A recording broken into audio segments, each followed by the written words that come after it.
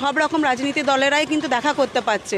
আর যে দীর্ঘ 15 বছর ধরে যে সরকার ছিল, সেই সরকার অমানবিক সরকার ছিলেন। ওই জন্য ওনারা নিজেদের ভোট ব্যাংকের কথা আগে ভাবতেন, মানুষের বিচারের কথা আগে ভাবতেন না। সেই জন্য কোনো বিরোধী দলনেতাদেরকে যাদের পরিবার, তাদেরকে দেখা করতেই দিতেন না, যাতে তাদের পরিবারকে ব্রেন ওয়াশ করে তারা যে একটা ভোট ব্যাংক লুট করার একটা চিন্তা ভাবনা করতেন, সেই লুটটাও যাতে না করতে পারে সেই ব্যবস্থাই করতেন। সেই অতএব বিগত যে সরকার ছিলেন, সেই সরকারকে আমরা দেখেছি যে কোনো জায়গায় বিচার না দিতে।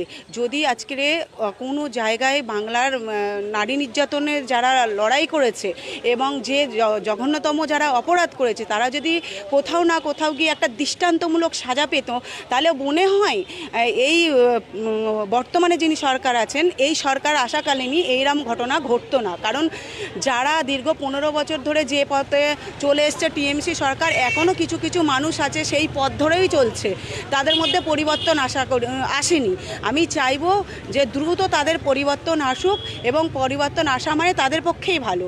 সেই ক্ষেত্রে আমি এই সরকার প্রত্যেকটা মানুষের জাস্টিস দিক এবং বিচার দিক, যাতে পরবর্তী সময় যারা এরম একটা জঘন্যতম অপরাধ করতে চাইবে, তারা যেন